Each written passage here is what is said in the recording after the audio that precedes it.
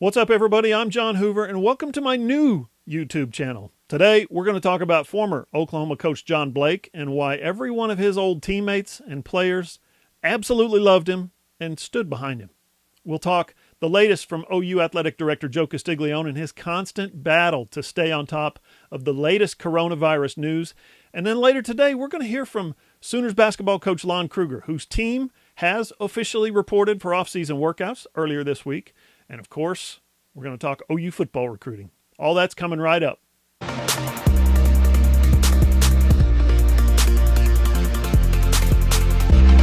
So here's what's up. If you're here, then you have made the switch to my new YouTube channel, and I thank you for that. But what I need every one of you guys to do right now, and I can't stress enough how important this part is, I need you to subscribe to this channel. Please, go ahead and do it right now. Without subscribers, this whole thing literally just doesn't happen, so I need your subscription. Do not worry about that old channel. When it's gone, it's gone. But this new one, I need your help. I need your subscription. Go ahead. I'll pause the video right now and wait for you to click subscribe.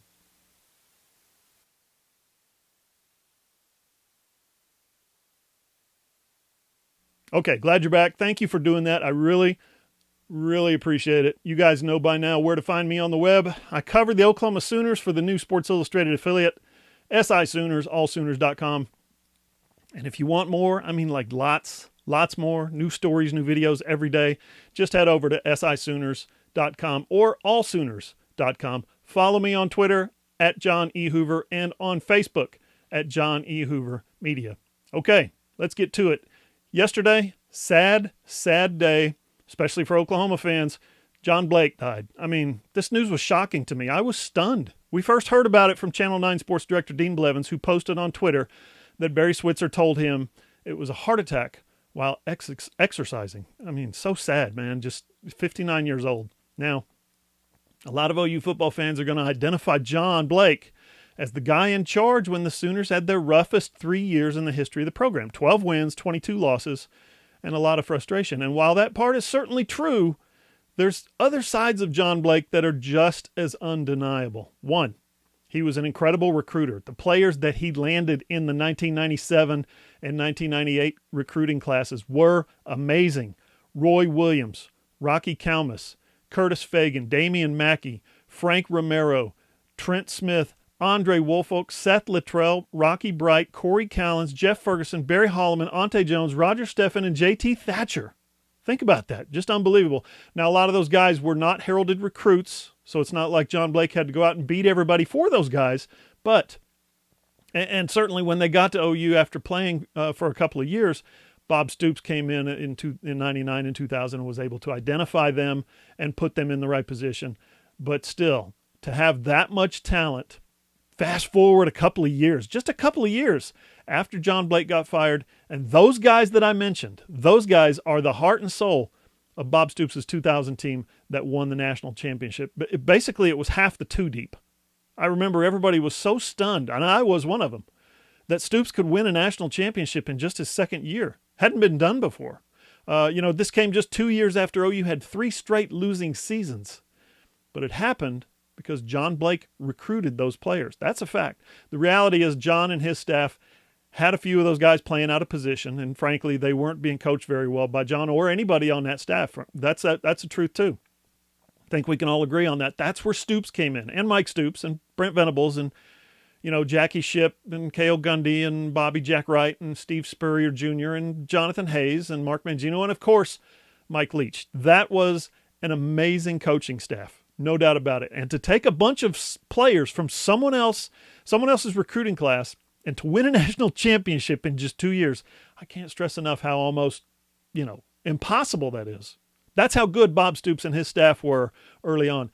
But I talked to a handful of former Sooners who either played with John Blake or played for him or, played alongside him or coached with him, who said across the board that the man does not get enough credit for laying that foundation of talent that Stoops and his guys were able to mold into a national champion. That's absolutely true. I think this might be the best way to say it. If John Blake hadn't been so successful in recruiting those 2 classes, would Bob Stoops have won a national championship in 2000? No way. But if David Boren and Joe Castiglione had seen that talent coming down the pike and decided to give John Blake another 2 years with those guys, would Blake have won a national championship in 2000? No way. There's no revisionist history there. Those are just facts. The reality is it took both ends, Blake's recruiting and Stoops' coaching, to win that national title, plus a little bit of Sooner magic that year. And then the second thing I want to say about John Blake, he left an impression on everyone that he touched. I talked with Tony Casillas, who was a freshman at OU when Blake was a senior, and then later got coached by Blake with the Dallas Cowboys. You guys remember Tony, two-time All-American, Lombardi, Outland winner, all that stuff. As good as it gets, top draft pick. He knows a thing or two about John Blake. He knows a thing or two about playing that position and how to coach it, and he could not say enough good things about John Blake. I also talked to Gary Lowell, who was a 2-year starter at safety for the Sooners. This is when Barry Switzer was coaching, when John Blake was an all Big 8 nose guard in 1981 and 1982. I talked to also Seth Littrell, who was one of those guys in that 97 class who came to Oklahoma because, one, he loved the Sooners since birth and he was coming to Oklahoma, but two, he said he wanted to play for John Blake. Every one of those guys expressed to me how they felt about John Blake, the man, and I'm telling you, it was touching.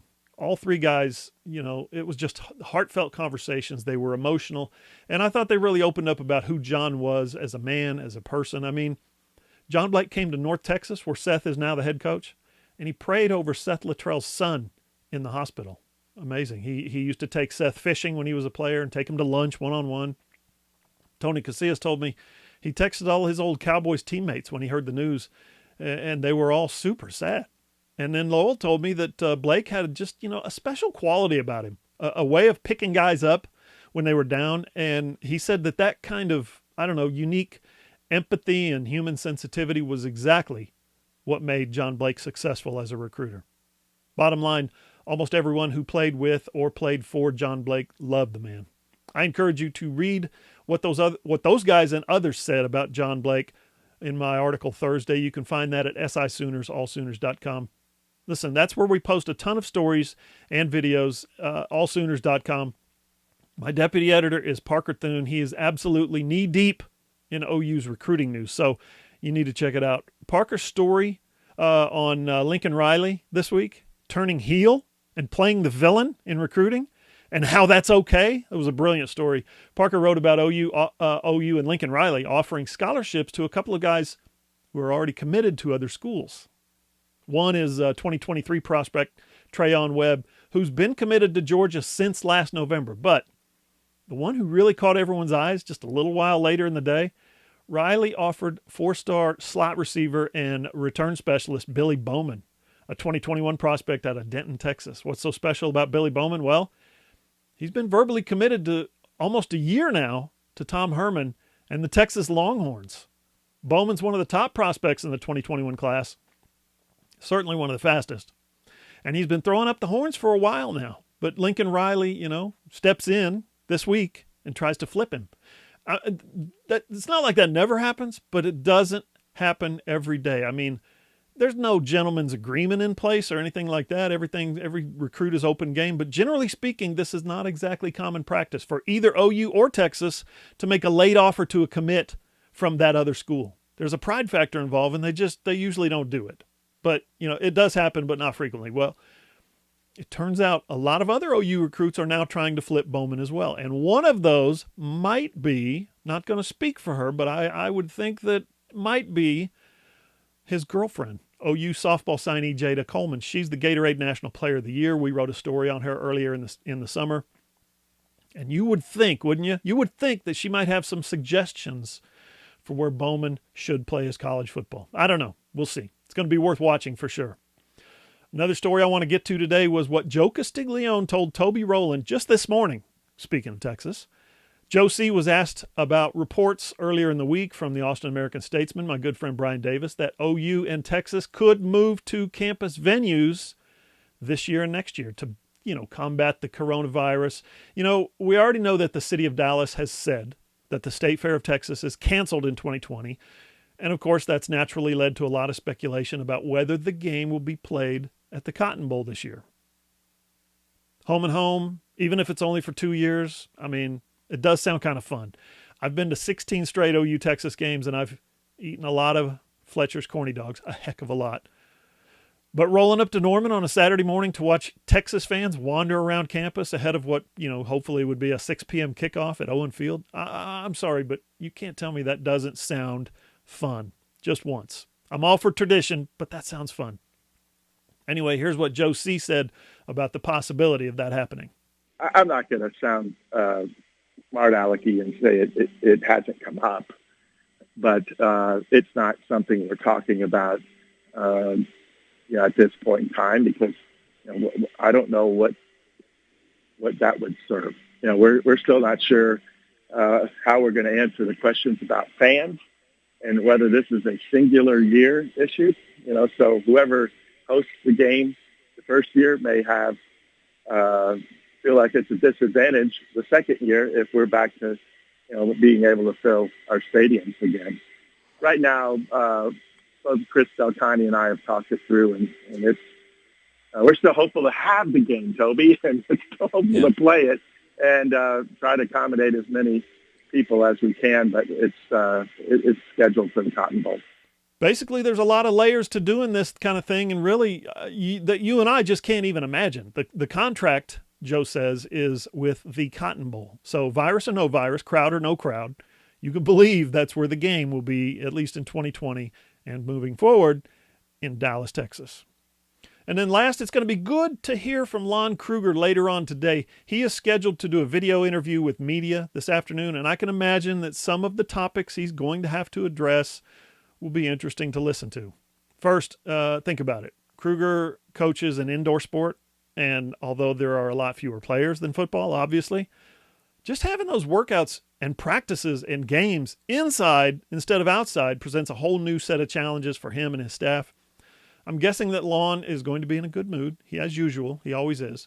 He's going to be eager to talk about his team, his guys, the new guys, the transfers, the potential schedule challenges that college basketball faces, and of course a lot more. I'll try to post the full interview with Lon later today right here on this channel, which makes now a good time to talk about it again. I'm going to post it here on this channel, and I'm also going to post it on my other channel as well. Listen, if you're still here, that means you probably enjoy this channel, and if that's true, then I know I can count on you to help me out here, please. That other channel will be going away soon, possibly very soon, and I need your help. It is a weird, bizarre little twist that's, it's a Google thing, it's a YouTube thing. It's just out of my control. There's nothing I can do about it, but all that old content is coming down, and I'll be posting all my new videos, some old videos, and some other stuff right here on my new channel. So please, do it right now. Click and subscribe. If you're able to do that today, I thank you. And remember, over at allsooners.com, SI Sooners, all our content is free. We have a community just like a message board, so do not be afraid to sign up. It is free, it is easy, and it's fun. Follow me on Twitter at John E. Hoover or on Facebook at John E. Hoover Media. SI Sooners, allsooners.com. Thanks for watching. Stay safe. See you guys.